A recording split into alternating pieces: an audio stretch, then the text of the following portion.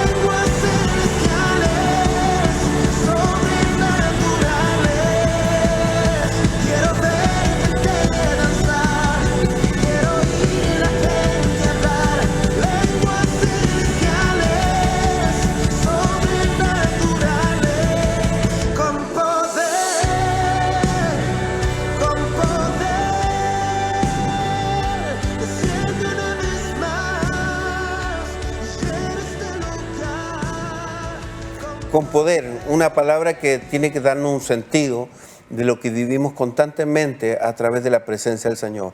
Hoy día tenemos un invitado especial, viene una ciudad muy bonita como es Osorno, una ciudad de los quesos, de los buenos quesos, de una buena leche. Hoy día está con nosotros el pastor Karim Loyola. Karim, te damos la bienvenida. Muchas gracias. Y queremos que nos cuentes un poco de tu persona y qué es lo que estás haciendo. Y bueno, háblanos de lo que estás realizando. Muchas gracias. Bueno, me da gusto y una alegría enorme poder estar acá. Y siempre decimos que Osorno es la ciudad de la leche, la carne, Sí. ¿ya? Y de la bendición. Porque si Dios está haciendo, sentimos que Dios está haciendo algo muy, muy especial en nuestra ciudad en este tiempo. Yo no soy osornino, digamos, de nacimiento. Yo nací acá en Santiago. Me crié en Chillán, he recorrido varias ciudades en mi vida. Y ahora Dios hace 5 años nos lleva a Osorno para bendecir esa ciudad y bueno, para ver el mover de Dios ahora pasando allí. Así que estamos muy emocionados realmente y queremos invitar a todos los amigos que vengan, los que no conocen Osorno, que vengan y conozcan esta bella ciudad. Qué bueno, Karim, poder tenerte en el programa y poder compartir de alguna manera lo que Dios está haciendo a través de personas en lugares para bendecir una región de nuestro país y una latitud que es diferente en cuanto al entorno, a la gente, a la idiosincrasia que rodea ese lugar y que Dios haya tomado tu persona para poder establecer el reino de los cielos en ese lugar y establecer de alguna manera todo lo que Dios ha guardado en su palabra para toda esa gente que no conoce a Dios. Si bien es cierto, a veces las decisiones de ir de un lugar a otro son difíciles. Difíciles, sí. Yo creo que para Sí. ti también tiene que haber sido muy difícil Sí. tomar la decisión de emigrar a otro lugar y establecerte nuevamente, formar tu familia y tener tus hijos y todo lo que conlleva ese traslado. Sí, la verdad que sí, porque uno es como, no sé, es como poco expectante a veces a lo nuevo que Dios quiere hacer con uno o lo que Dios tiene preparado. Y yo soy hijo de pastor, ya yo crecí, puedo decir, en la cuna del Evangelio. En la cuna, en la iglesia, siempre muy involucrado al lado del ministerio de mis padres, de quien aprendí mucho y al cual honro también por eso. Y luego yo a los 14 años recibo claramente el llamado de Dios en mi vida. Yo recuerdo exactamente ese día cuando Dios me llama al ministerio. Yo no sabía qué era, pero ahora entiendo que Dios estaba haciendo algo conmigo. Y yo salí de cuarto medio y entré al seminario a estudiar y a prepararme para lo que iba a venir. Entonces de muy jovencito comencé a pastorear una iglesia. Yo tengo 46 años ahora y a los 21 años, 22 años me asignaron a una iglesia local como pastor titular. Entonces yo pienso hoy día un joven de 22 años parado con terno y corbata el día domingo, enfrentando una congregación con gente de todas las edades, pero principalmente gente mayor, que podrían haber sido hasta mis bisabuelos, no sé qué, y ahí estaba. Y allí Dios va forjando en mí este llamado, del cual siento que Dios quiere empoderarnos correctamente, ya en el carril correcto, de acuerdo al modelo de Jesús. Sí. No de acuerdo a nuestra propia cultura o lo que nos hemos acostumbrado nosotros como cristianos a hacer, o lo que entendemos a veces por llamado dentro de la iglesia. Entonces Dios me ha honrado, me ha permitido todos estos años poder servir desde esta experiencia pastoral. Tengo un lapso en mi vida en donde Dios me lleva a construirme de nuevo. Siento que todo fue muy intenso, fue muy prematuro, haciendo muchas cosas en una denominación en donde yo era exigido y también me autoexigía mucho, hasta por ser de pronto quien yo no era realmente. Y ahí en ese proceso Dios es bueno porque tiene misericordia de uno y no deja de enseñarnos, y a veces con dolor, eh, a ser forjados y a ser más parecidos a Él. Am, Estuve aquí en Santiago antes de irme a Osorno casi 15 años, eh, llevando adelante un proyecto de plantación de iglesias. Durante ese periodo fui elegido como líder nacional de esa denominación por un periodo de 4 años. Entonces eso me permite tener que relacionarme con muchas iglesias, con muchos pastores, algo que yo nunca pensaba porque siempre me he considerado como muy tímido y como a veces un poquito, no sé, como Introvertido. introvertido, más que extrovertido. Y nada, allí estuvimos dándole, hasta que finalmente Dios nos lleva a una etapa de nuestra vida junto a mi esposa, en donde sentimos que era necesario parar y Dios tenía que hacernos de nuevo. Sí, nos llevó como a remojarnos de nuevo, a sentarnos y aprender.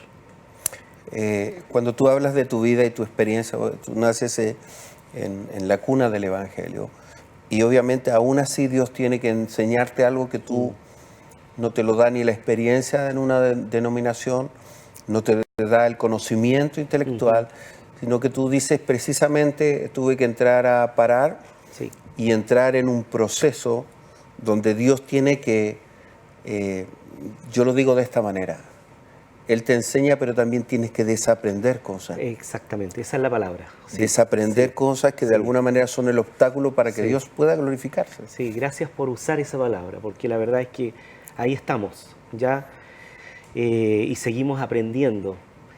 Y Dios desinstalando cosas en nosotros y sacudiéndonos constantemente para enseñarnos de nuevo, Sí. ya.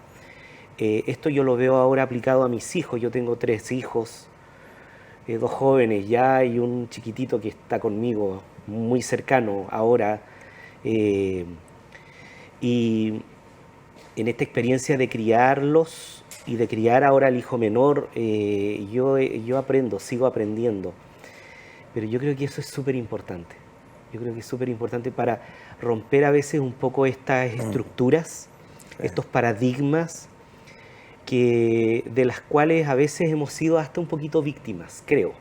¿Ya? Ahora, no es que le echemos la culpa a los demás, porque nos hacemos responsables de nosotros, Sí. pero creo que cada cierto tiempo debemos estar o sea, bueno, alineándonos siempre Sí. al corazón del Padre, como Jesús, mirando qué el Padre está haciendo para yo ir y no estar pretendiendo que Él venga y que tenga que bendecir mi ministerio o mis planes o mi obra o mi trabajo.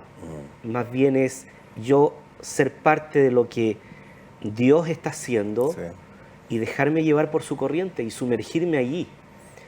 Y allí recibo sanidad, allí recibo restauración, allí soy libre, libre de temores, libre de muchas cosas con las cuales crecimos. Ahora, cuando decía esto de desinstalar cosas, y yo creo que en la experiencia de un hijo de pastor, yo no sé si hay algún hijo de pastor ahora viéndonos, hay mucho de lo que yo llamo el instinto, y uno hace cosas o hacía cosas por instinto, porque las aprendió, porque uno las vio, ¿entiendes? Pero en el seminario nadie a uno le enseñó a, no sé, a tener que enfrentarse a la realidad de lo que significa a veces sentir, de enfrentarse a la crítica o de sentir a veces el rechazo de personas que que uno siente a veces como desafío, como, no sé, como esta experiencia un poco de vivir el ministerio, y yo creo que aprendemos de Jesús en eso, a bajar la cabeza, a escuchar más que hablar y a aprender de los demás. Tú haces una narración de cómo tú estás experimentando algo que no te lo enseña un instituto, no te lo enseña la universidad, sino te lo enseña la vida. Sí.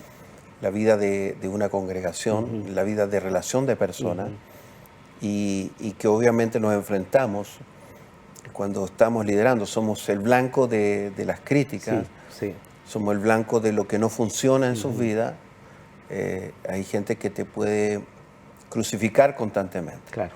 Me gusta lo que el apóstol Pablo decía, que él estaba crucificado juntamente con Cristo. Sí. Y padecía juntamente con claro, Cristo.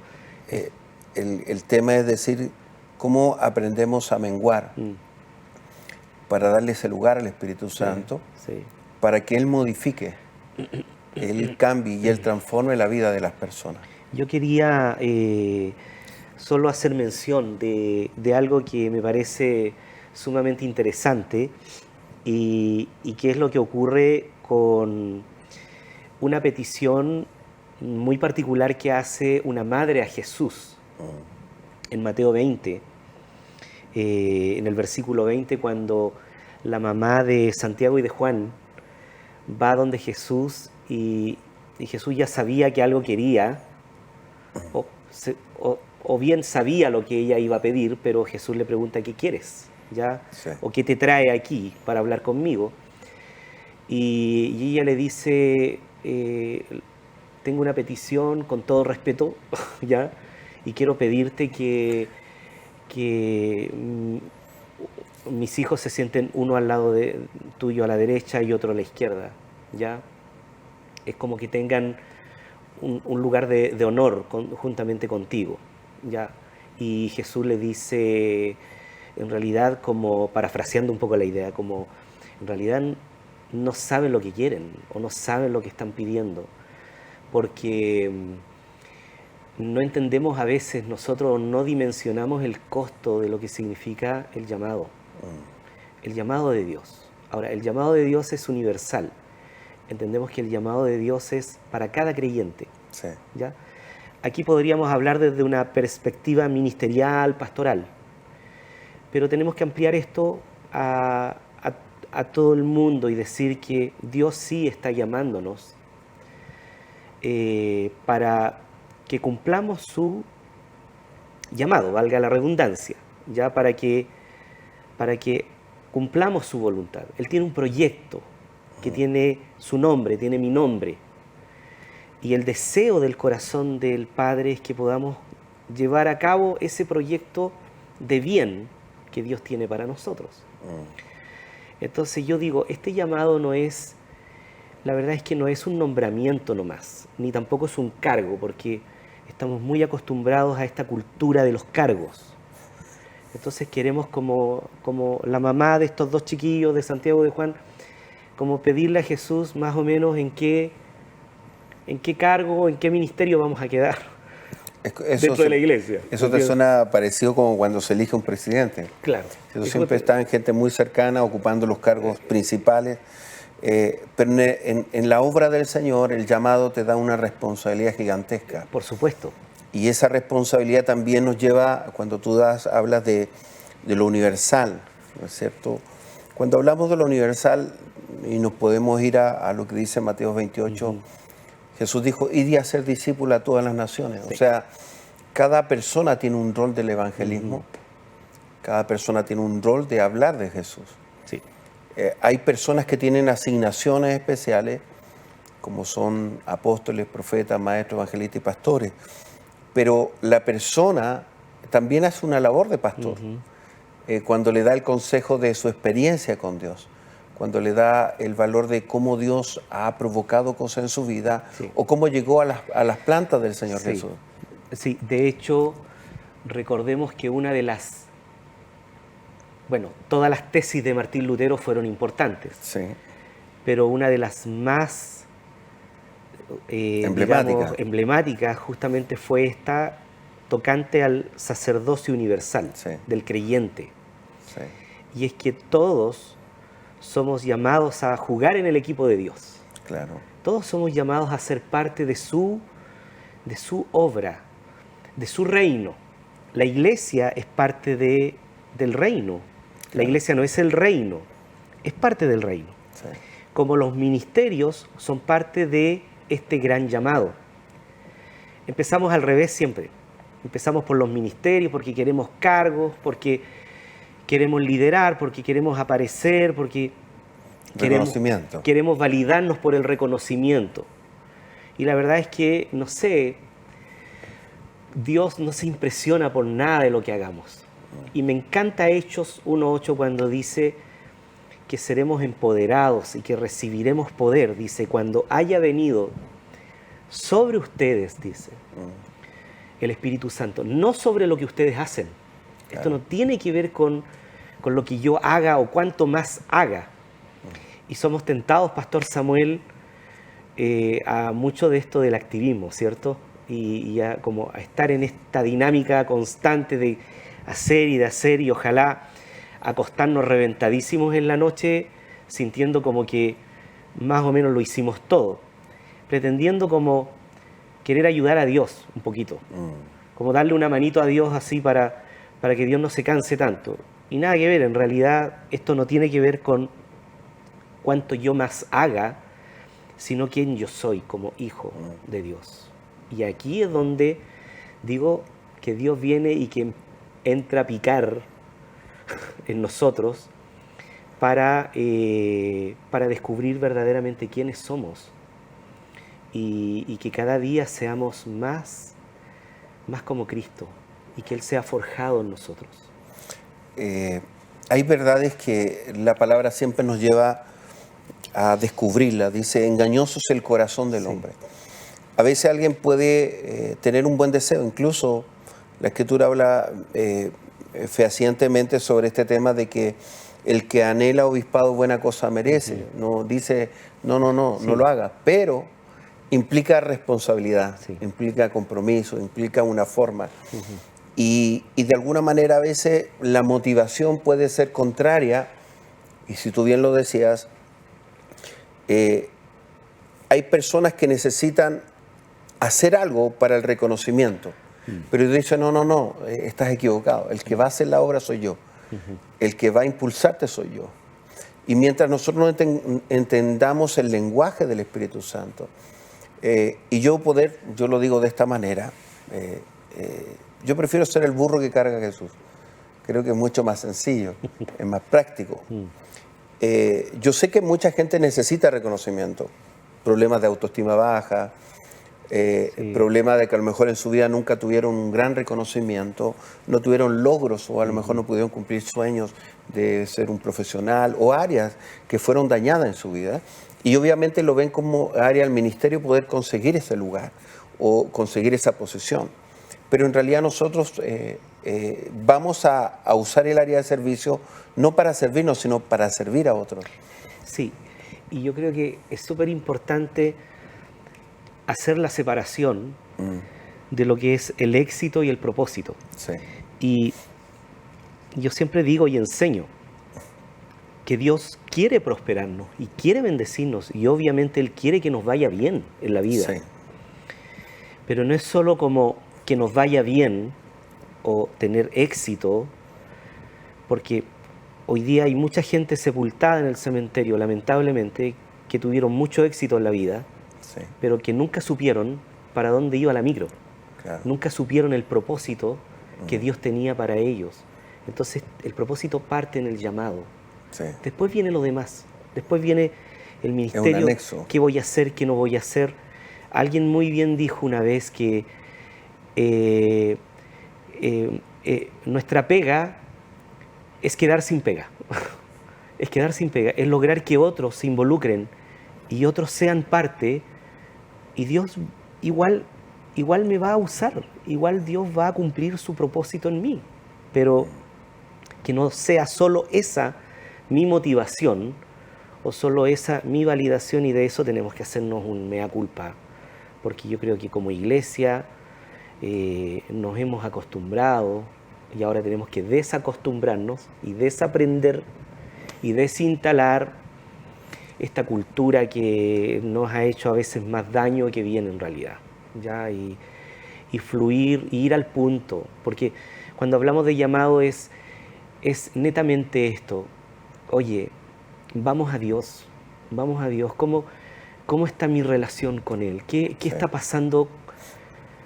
¿Qué está pasando conmigo en relación a mi vida con Él?